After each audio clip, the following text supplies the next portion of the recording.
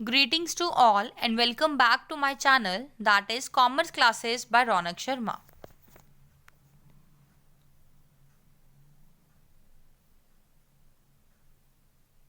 Today we are going to discuss process of planning or steps involved in planning. Basically there are 8 steps or 8 points in the process of planning. First one is aware of business opportunities. Second, setting objectives. Third, considering planning premises. Fourth, identifying the alternative course of action. Fifth, evaluating alternative courses of action. Sixth, choosing the best alternatives. Seventh, formulation of supporting plans. And the last one is implementation of plans. Planning is the first and the most important function of management. All the business organizations performs this job. There is a definite process to go through the whole job. देखो planning क्या है आपका सबसे first और most important function होता है management का. अगर आप प्लानिंग नहीं अच्छे से परफॉर्म कर पाओगे फंक्शन तो क्या होगा, जो जितने भी बाकी फंक्शंस होते हैं मैनेजमेंट के, whether it may be organizing, staffing, directing और कंट्रोलिंग, ठीक है, कोई भी आपके फंक्शंस स्मूथली परफॉर्म नहीं कर पाएंगे अगर आपकी प्लानिंग अच्छी नहीं होगी. ठीक है, मीन्स प्लानिंग एक फाउंडेशन है, बेस है बाकी अदर फंक्शंस के लिए. Planning process depends on the size of the organisation और the kind of the plan. In other words, planning process can be different in different organizations or with regard to different plans. Planning in the business organization has to take the following steps. जब भी आप business organization में planning करते हैं तो आपको ये following steps को follow करना पड़ेगा. देखो वही है जो अभी हमने डायग्राम में स्टडी करे हैं. First one is having perception of opportunities. सबसे पहले आप ये देखोगे कि आपको प्रॉब्लम क्या फेस है करनी पड़ रही है, क्या अपॉर्चुनिटीज़ हैं, किस लिए आप प्लान्स बनाना चाहते हो. ठीक है, after that you have to establish objectives. Then you have to determine the planning limitations और प्रीमाइसेस. फिर हमने देखना है कि प्लानिंग के अंदर ऐसे कौन कौन से फैक्टर्स हैं जिनको ध्यान में रखते हुए ही आपने प्लानिंग करनी है. Fourth one is making a forecast. Fifth, searching for alternative courses. Sixth, evaluating alternatives. Seventh, selecting the best one. Eighth, formulating support plans. Ninth one is implementing plans. And then last one is reviewing plans. देखो implement करने से आपका process end नहीं होता. जब आप plans को implement करते हो उसके बाद you have to review your plans whether they are working in a better way or not. Now we will discuss all these points in detail one by one. First one is having perception of opportunity. देखो planning is needed to solve some problem और to profitably exploit some opportunities. देखो planning हम क्यों करते हैं, सबसे पहला तो ये हो गया कि अगर आप चाहते हो कोई प्रॉब्लम को सॉर्ट आउट करना, ठीक है, आप कोई प्रॉब्लम फेस कर रहे हो, एनकाउंटर कर रहे हो, आप उसके सॉल्यूशंस ढूंढना चाहते हो तो आप प्लानिंग करोगे. या फिर किसी अपॉर्चुनिटी को बहुत ही ज़्यादा प्रॉफिटेबली एक्सप्लोर करना, अवेल करना, इसके लिए आप प्लानिंग करते हैं. ठीक है, therefore the managers should get complete information about the basic problem और द सिचुएशन. इसीलिए मैनेजर्स को कंप्लीट इंफॉर्मेशन होना ज़रूरी है. अबाउट किसके regarding, about the basic problem और द सिचुएशन. मतलब उन्हें पहले ये पता होना चाहिए कि उन्हें प्लानिंग किस रिगार्डिंग करनी है, क्या सिचुएशन है, क्या प्रॉब्लम है, ठीक है, कैसी अपॉर्चुनिटी है जिस रिगार्डिंग वो प्लान्स बनाएंगे. क्योंकि अगर आपको यही नहीं पता होगा कि प्रॉब्लम क्या है, सिचुएशन क्या है, तो आप प्लानिंग क्या करोगे. ठीक है, he should act like an expert doctor who understands the affliction of a patient simply by examine his pulse. देखो मैनेजर को एक एक्सपर्ट डॉक्टर की तरह बिहेव करना चाहिए, एक्ट करना चाहिए, जो कि सिंपली पहले ये समझता है कि पेशेंट को एग्जैक्टली प्रॉब्लम क्या है. ठीक है, उसकी पल्स को एग्जामिन करके वो ये देखता है पहले कि प्रॉब्लम क्या चल रही है, उसके बाद ही वो ट्रीटमेंट करेगा. ऐसा तो है नहीं कि विदाउट किसी जानिब के वो डायरेक्ट उसे मेडिसिन प्रोवाइड करना स्टार्ट कर देगा, नहीं, प्रिस्क्रिप्शन तभी देगा जब उसे पता चलेगा कि किस प्रॉब्लम से वो सफ़र कर रहा है उसका पेशेंट। तो सिमिलरली मैनेजर्स को भी पहले देखना पड़ेगा कि कौन सी अपॉर्चुनिटीज़ हैं, क्या प्रॉब्लम्स फेस कर रहे हैं वो, उसके बाद ही वो कोई प्लान्स बना सकते हैं। ठीक है, to examine the possible opportunities which could be available to a business organization, the managers should have a thorough analysis of the strengths and weaknesses of the organization.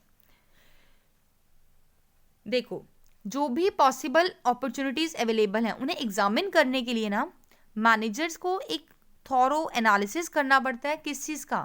अपनी स्ट्रेंथ्स का और अपनी वीकनेसेस का। क्योंकि देखो उन्हें पता होगा कि हमारी ये पर्टिकुलर स्ट्रेंथ है, हमारी ये वीकनेसेस है, अकॉर्डिंगली वो क्या कर देगा, मार्केट में जो भी अपॉर्चुनिटीज अवेलेबल होंगी उनको एग्जामिन कर पाएगा। It means that the planner first of all has to consider the fact that he is to utilize the available resources of the organization in the best possible way. देखो, जो भी planners होते हैं सबसे पहले उन्हें यह ध्यान रखना है कि उनको जितने भी रिसोर्सेज अवेलेबल हैं उनके लिए उसे यूटिलाइज करना है, बट पॉसिबल बेस्ट मैनर में। ठीक है, बेस्ट पॉसिबल मैनर में ही उसे सेलेक्ट करना है, मीन्स उन्हें कोई भी वेस्टेज नहीं करनी है। To know about the opportunities, care should be taken to obtain information about outside environment along with the internal resources. For example, if the government is encouraging the establishment of industries in the rural sector for its development, an intelligent manager will certainly take advantage of this opportunity. देखो, अगर government encourage कर रही है, encourage करे किसी organisation को, industry को कि वो अपना सेटअप लगाए रूरल एरियाज में, ठीक है, तो जो एक स्मार्ट मैनेजर होगा, इंटेलिजेंट मैनेजर होगा ना, वो डेफिनेटली उस अपॉर्चुनिटी का एडवांटेज उठाएगा। क्यों? क्योंकि उस केस में क्या होता है, गवर्नमेंट बहुत सारे बेनिफिट्स प्रोवाइड करती है, इंसेंटिव्स देती है, लाइक टैक्स रेट कम हो जाएगा आपका, ठीक है, सब्सिडाइज्ड पावर सप्लाई होगी, वाटर सप्लाई जो चार्जेस हैं आपके वो कम लगेंगे, रॉ मटेरियल आपको चीपर रेट पे अवेलेबल होगा, कंसेशंस प्रोवाइड होते हैं। ठीक है, तो इन शॉर्ट हम बोलते हैं कि सबसे फर्स्ट पॉइंट क्या है आपके लिए, फर्स्ट स्टेप क्या है, आपको ये देखना है कि आप किस प्रॉब्लम और किस सिचुएशन में हो, किसके लिए आपने अपने प्लान्स बनाने हैं, क्या अपॉर्चुनिटीज़ हैं जिसे आप अवेल करने के लिए प्लान्स बनाओगे। बिकॉज अगर आपको अपना मोटिव ही नहीं पता होगा तो आप प्लान्स क्या बनाओगे, नथिंग। ठीक है, जब आपको एक बार अपनी अपॉर्चुनिटीज़ पता चल जाएंगी, after that you have to make the objectives. ठीक है, अब आपको फाइनली अपना ऑब्जेक्टिव सेट करना पड़ेगा। So second point is establishing objectives. After having identified the opportunities available to a business organization, the objectives are laid down. First of all, general objectives of the organization are determined and then the objectives of each department are prescribe. देखो, सबसे पहले तो आप journal level पे एक organisation का एक ही objective set करते हो। ठीक है, सपोज अगर हम बात करें, ऑर्गेनाइजेशन अपनी सेल्स को इंक्रीज करना चाहती है अप टू अमाउंट ₹10 लाख। ठीक है, तो ये हो गया आपके ऑर्गेनाइजेशन का गोल या ऑब्जेक्टिव। उसके बाद आप क्या करते हो, हर डिपार्टमेंट अपने अपने बिहाफ पे अपने ऑब्जेक्टिव सेट कर लेता है कि कंपनी ने 10 लाख रुपीज़ की सेल को अचीव करना है। ठीक है, इसको टारगेट को अचीव करना है, तो आप उसके अकॉर्डिंग, मार्केटिंग डिपार्टमेंट उसके अकॉर्डिंग अपने ऑब्जेक्टिव सेट करेगा, सेल्स डिपार्टमेंट उसके अकॉर्डिंग कर रहा है, प्रोडक्शन डिपार्टमेंट अकॉर्डिंगली कर रहा है, फाइनेंस अकॉर्डिंगली कर रहा है कि उन्हें कितने फाइनेंस प्रोक्योर करने हैं। तो सबसे पहले आपने क्या करना है, जनरल ऑब्जेक्टिव सेट करना है, फिर हर डिपार्टमेंट अपने अपने ऑब्जेक्टिव सेट करेगा। अब देखो, objectives should be clear, definite and simple, and all the officers and employees of the organization should be conversant with them so that they fully contribute to the successful attainment of these objectives. देखो, सबसे पहले जो भी आप objective set कर रहे हो, it should be clear, definite and simple, और आपने इन ऑब्जेक्टिव्स को कम्युनिकेट करना है, weather it may be a manager, employees, top level, lower level, any level. ठीक है, आपने हर पर्सन को, हर कंसर्न्ड पर्सन को उनको कम्युनिकेट करना है what are the objectives of the organization. ठीक है, सो दैट वो अपना मैक्सिमम टू मैक्सिमम कंट्रीब्यूट कर सके for the successful attainment of these objectives. Now, after establishing the objectives, third point is determining planning limitations or premises. The third step in the process of planning determines the factors affecting the activities connecting with the achievement of the predetermined goals of an organization. No planning can ignore these factors because they affect its practicality. देखो, जब भी आपने planning करनी है ना, objective set करने के बाद आपने कुछ प्लानिंग की लिमिटेशंस को, कुछ प्लानिंग के अंदर ऐसे फैक्टर्स हैं जो बहुत ज़्यादा एक्सटेंट तक अफेक्ट करते हैं, उनको ध्यान में रखते हुए ही कोई प्लान्स बनाने. ठीक है, अब वो फैक्टर्स आपके टू पार्ट्स में डिवाइडेड है. First one is external factors and the second one is internal factors. देखो, एक्सटर्नल फैक्टर्स कौन से होते हैं? जिनका कंट्रोल नहीं होता, मतलब जो कंट्रोल के अंडर नहीं होते. ऑर्गेनाइजेशन कुछ भी एफर्ट लगाए, they are just beyond the control of the company. ठीक है. और इंटरनल फैक्टर्स क्या होते हैं? जो कुछ मतलब एफर्ट्स लगा के जिन्हें आप कुछ कंट्रोल कर सकते हो. देखो, external factors, these are the factors having relationship with external environment and over which the organization has no control. For example, economic policy of the government, industrial and tax policy, increase in population, change in consumer tastes, etc. And the internal factors, these are the factors having relationship with the internal environment of the organization, and these factors are under the control of the organization. For example, capital, technical proficiency, labor, raw material, machine, etc. Now, after determining the limiting factors or premises, you have to make a forecast. ठीक है, तो अब fourth point क्या है आपका? Making a forecast. Forecasting is the fourth step of planning which depends on planning premises. देखो, forecasting आपका fourth step है जो कि डिपेंड करता है प्लानिंग प्रीमाइसिस, प्लानिंग लिमिटेशंस के ऊपर. Before making a forecast, a list of limitations and assumptions of planning is prepared. Later on, internal and external factors which are likely to affect the future are anticipated. फिर आप क्या देखते हो? जो आपके internal और एक्सटर्नल फैक्टर्स हैं जिनका फ्यूचर के ऊपर इफेक्ट पड़ने वाला है, आप उन्हें क्या करते हो? एंटिसिपेट करते हो, एस्टिमेट लगाते हो उनका. ठीक है. For example, an estimate about the future economic policy, industrial policy and tax policy has to be made. आपने एस्टिमेट लगा लिया कि फ्यूचर की इकोनॉमिक पॉलिसी क्या होगी, इंडस्ट्रियल पॉलिसीज़ क्या होंगी, टैक्स पॉलिसी क्या होंगी. ठीक है. The possibilities to increase in population have to be considered. आप ये ऐसा मान के चलते हैं कि फ्यूचर में पॉपुलेशन इंक्रीज हो सकती है, पॉसिबिलिटीज हैं. Whether there is a possibility of competing organizations emerging up in the future, whether consumers tastes can undergo a change, at the external environment which have to be studied, consider. देखो, आपने हर factors को क्या करना है? ध्यान रख के चलना है. चाहे आपके कंज्यूमर टेस्ट हो, चाहे वो आपके पॉपुलेशन इंक्रीज हो, कंपीटिंग ऑर्गेनाइजेशन के इमर्जिंग हो, कुछ भी हो, आपने हर फैक्टर्स को ध्यान में रखते हुए ही अपनी फॉरकास्टिंग करनी है. Similarly, the planning limitations regarding availability of necessary capital, labour, raw material, machinery etcetera in the future will be anticipated. On the basis of these forecasts, important decisions about planning will be taken. Thus, success of planning will be directly in proportion to the degree of correctness of the forecast made. देखो, planning की success directly depend करती है किसके regarding? कितनी आपकी जो forecast है correct है. अगर तो आपकी फॉरकास्ट करेक्ट होगी तो आपकी प्लानिंग अच्छी होगी. ठीक है, जो भी आपने प्लान्स बनाया है आप इजीली उन्हें अचीव कर सकते हो. बट अगर आपने फॉरकास्टिंग ही गलत कर दी है, कुछ फैक्टर्स को आपने इग्नोर कर दिया, फिर आपने कुछ प्लान्स बना लिए, तो पॉसिबिलिटीज हो जाती है कि आपकी प्लानिंग फेल हो सकती है. Now next point is searching for best alternatives. जब आप फॉरकास्टिंग कर लोगे उसके बाद आप करते हो सर्च, किसके लिए? ऑल्टरनेटिव कोर्सेज ऑफ एक्शन के लिए. ठीक है. There are many methods of doing a work. Generally, there is no work which has no alternative method of doing it. देखो, कोई भी पर्टिकुलर वर्क को करने के लिए बहुत सारे मेथड्स अवेलेबल होते हैं. ऐसा कोई भी काम नहीं होता देखो कि जिसके ऑल्टरनेटिव्स अवेलेबल ना हो. ठीक है.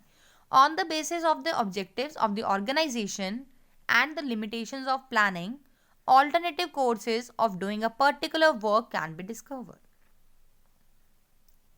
For example, if the organization has the object of expanding its business, it can be done in many ways, like by expanding the existing business.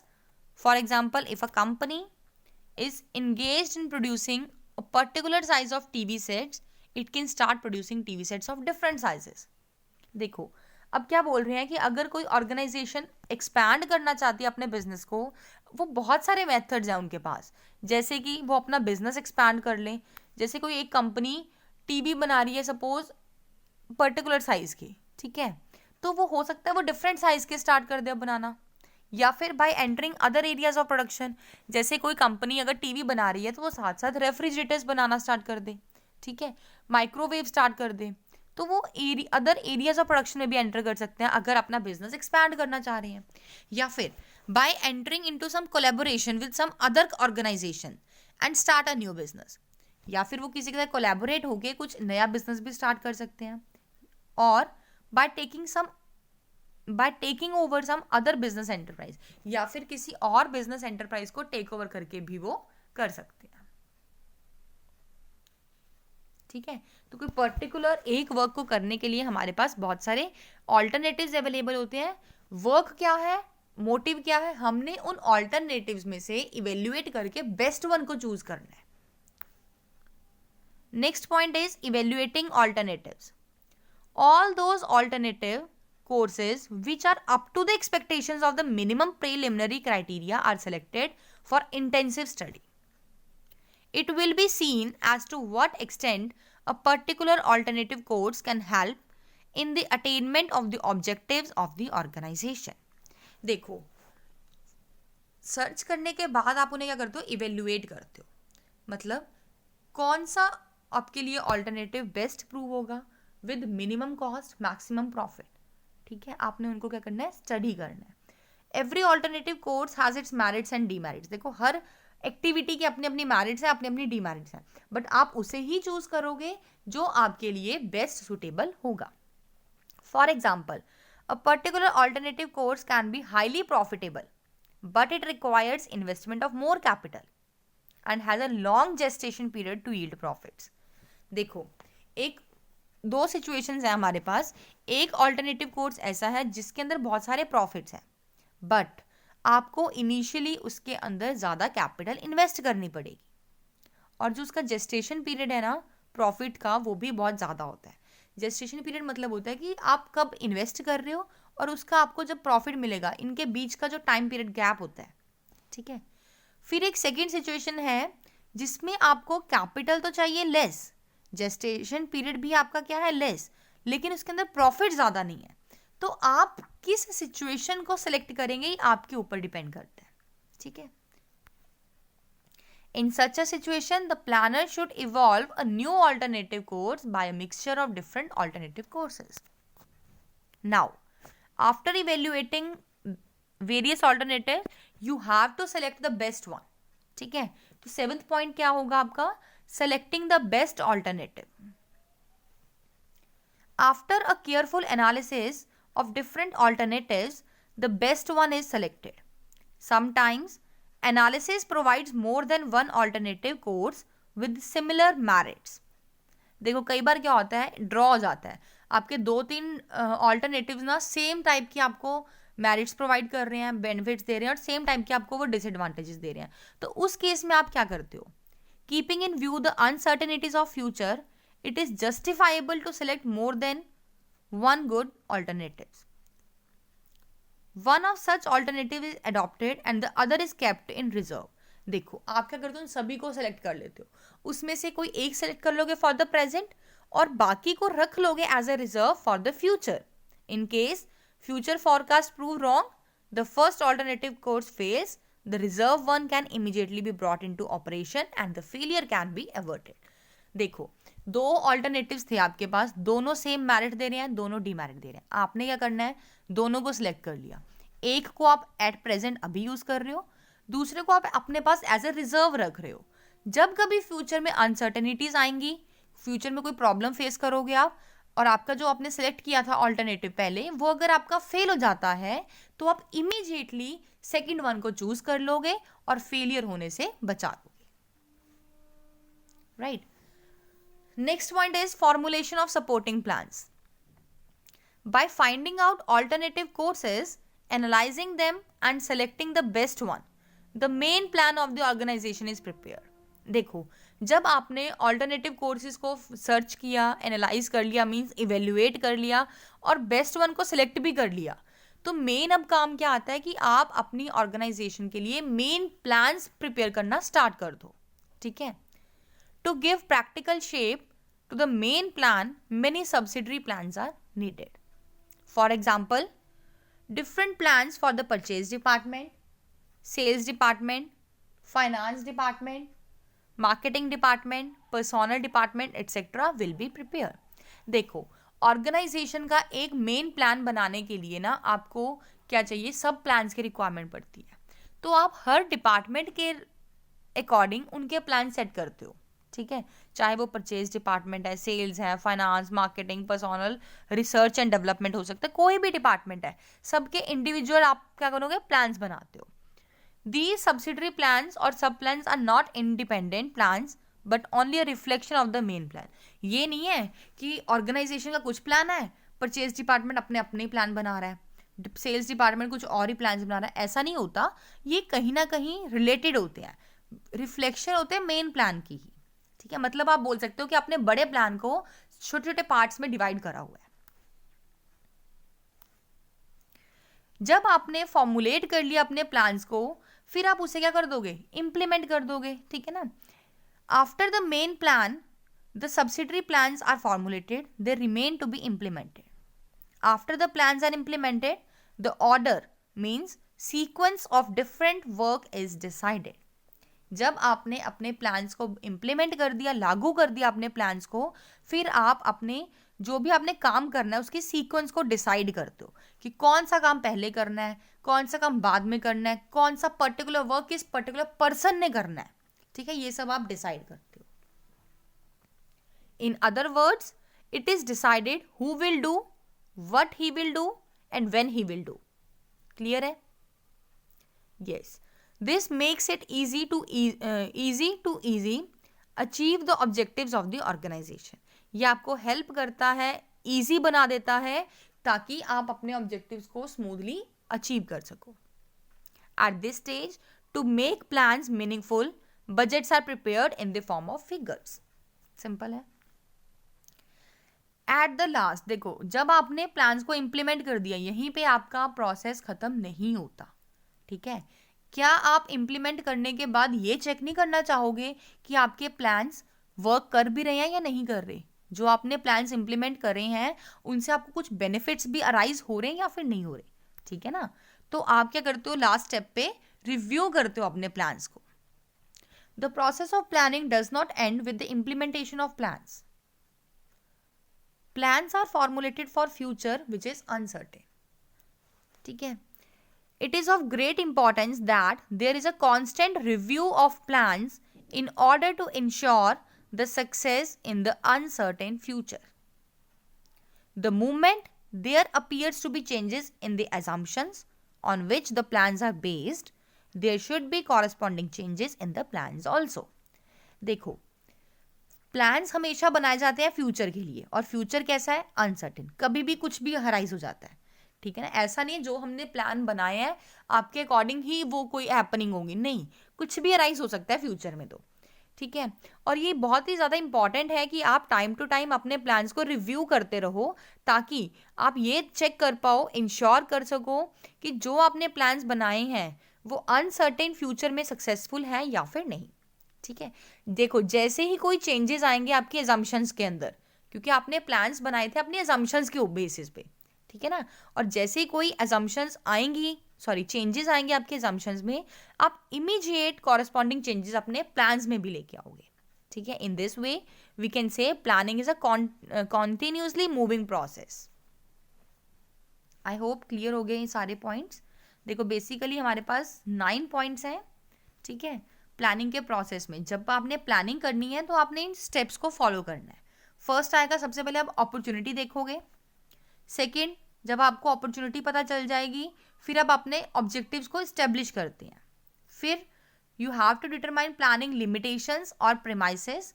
2 factors होते हैं, इंटरनल एंड एक्सटर्नल, ठीक है, इनकी आपने स्टडी करनी है।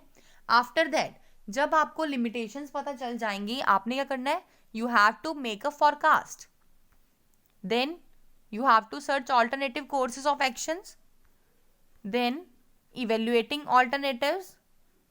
After evaluating courses, you have to select the best alternative. Then you have to formulate supporting plans, implement plans, and at the end you have to reviewing the plans. It is the most important step. ठीक है ना। Implementation पे खत्म नहीं होते आपके steps, आपको implement करने के बाद उन्हें रिव्यू भी करना है कि कोई चेंजेस तो नहीं लाने अपने प्लान्स में, क्या आपके प्लान्स आपको बेटर रिजल्ट्स दे रहे हैं या फिर नहीं। I hope you like this video. Thanks and have a wonderful day.